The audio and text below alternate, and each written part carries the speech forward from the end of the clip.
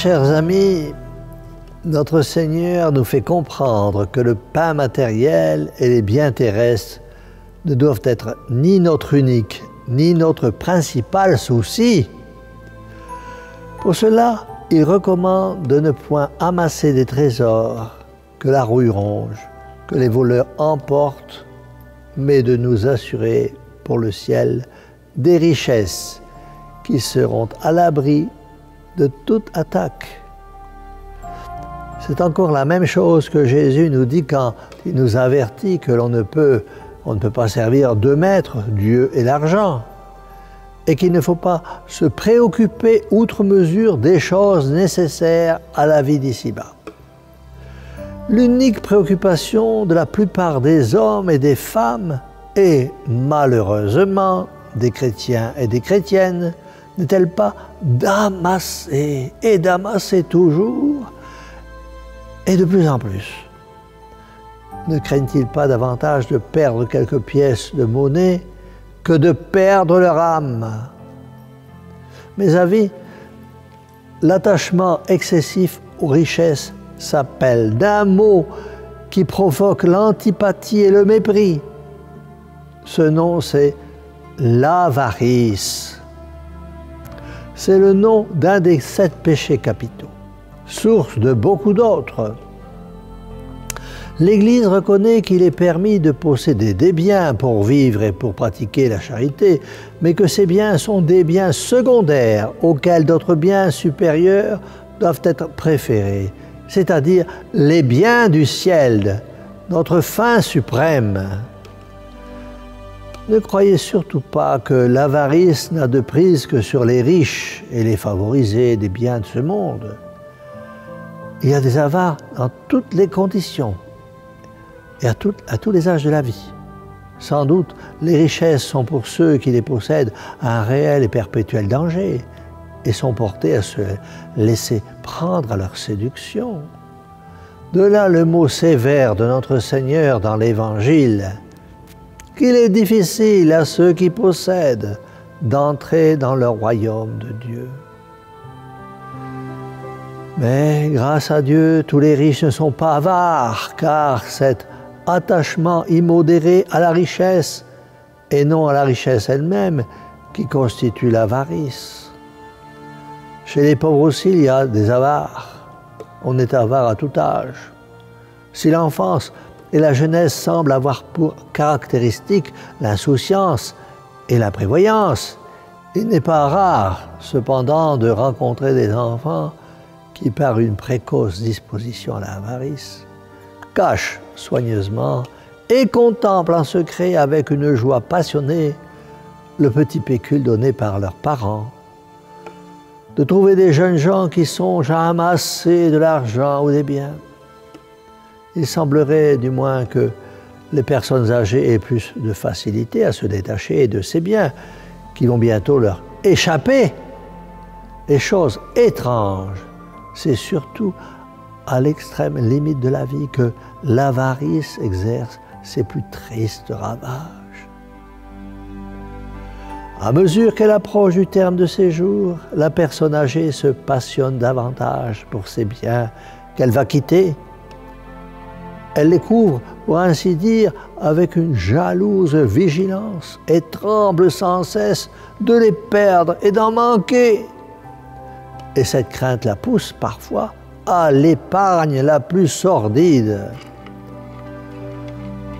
Permettez-moi de vous raconter une histoire vécue.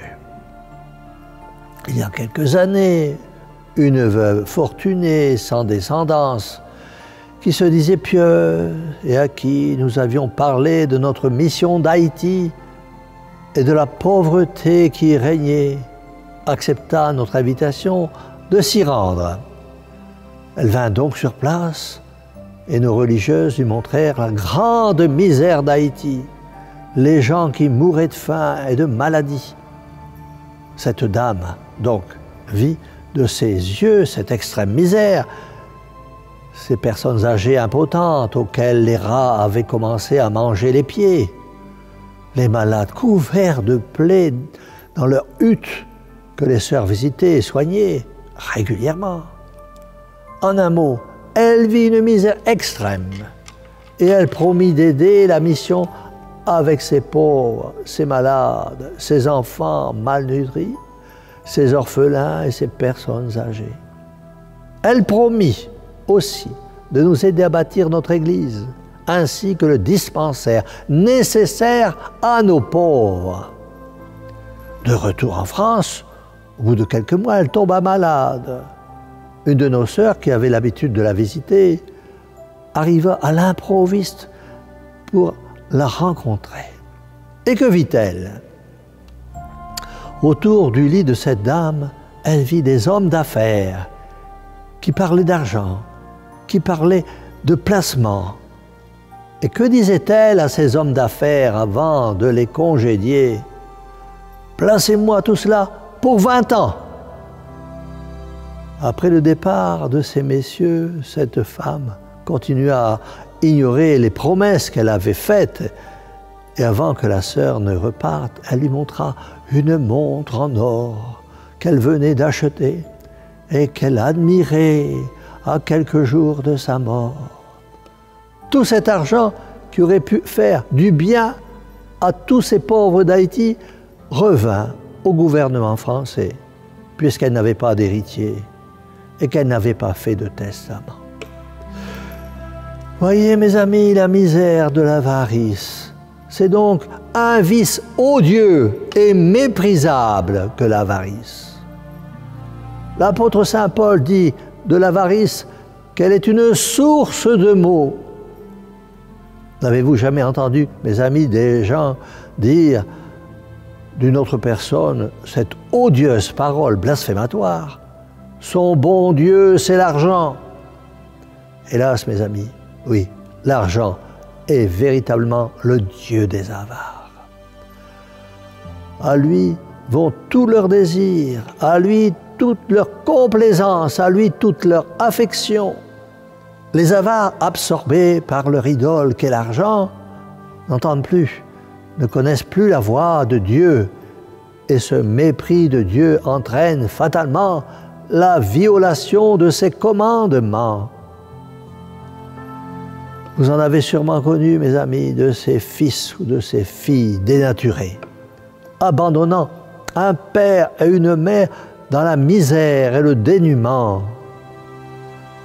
Ignoble avarice qui préfère à son père, à sa mère, l'argent, allant même jusqu'à les abandonner dans un hôpital pour miséreux ou une maison dite de retraite qui ne coûte rien.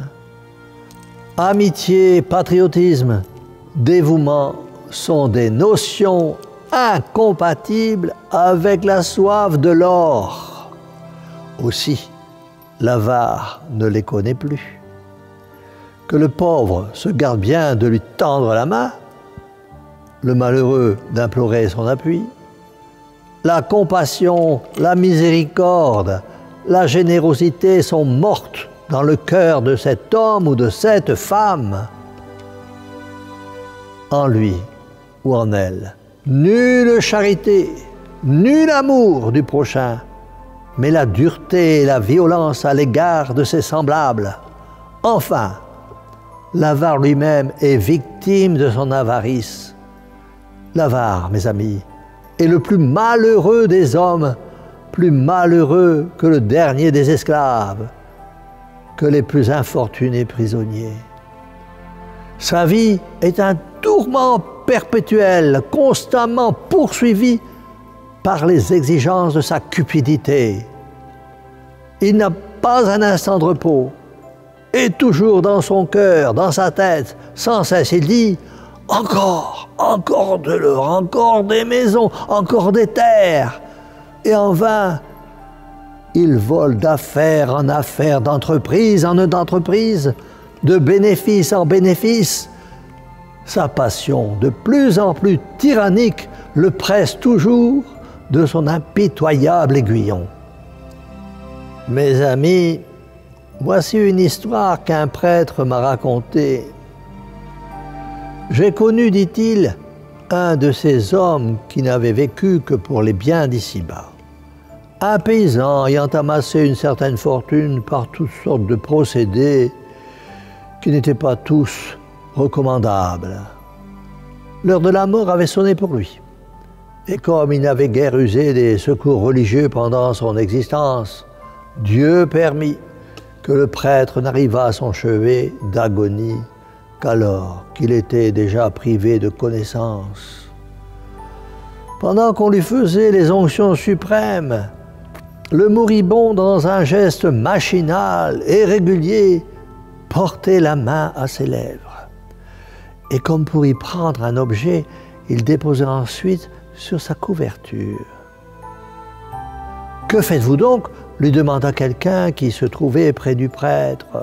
« Je compte, » répondit-il.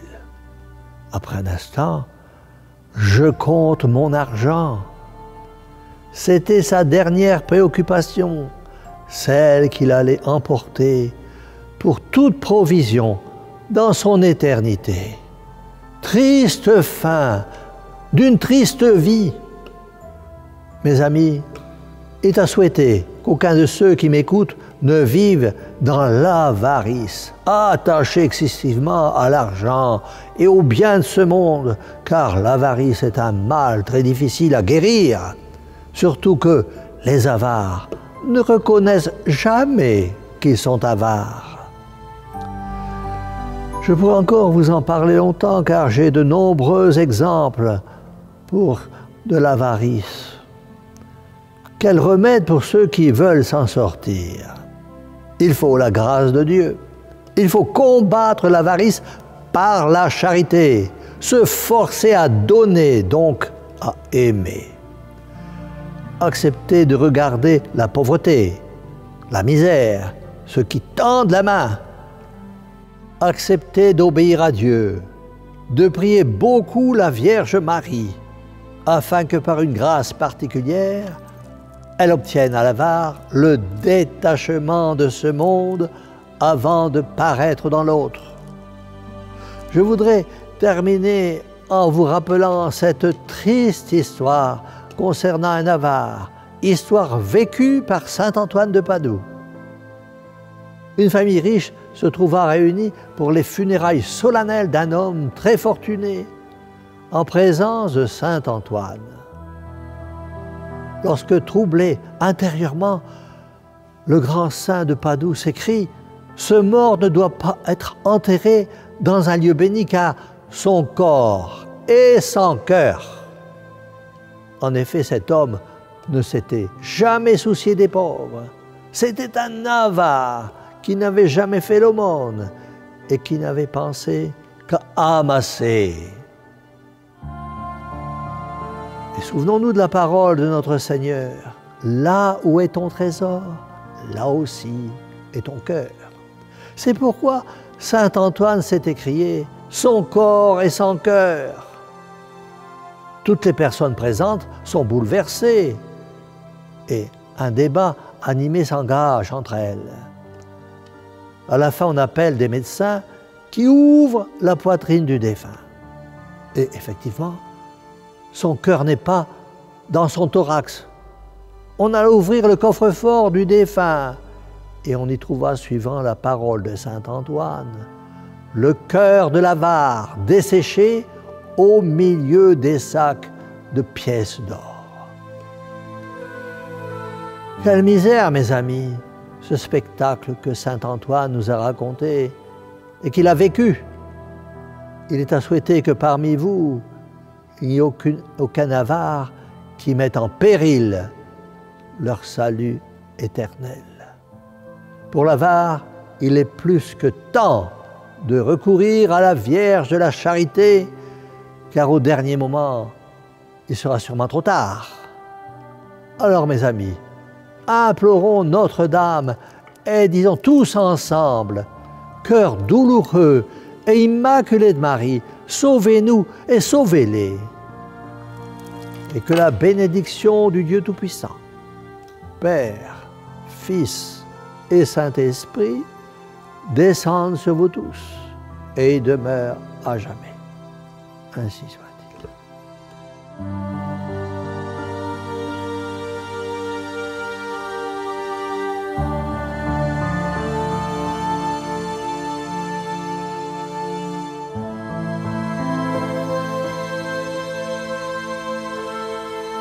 Thank you.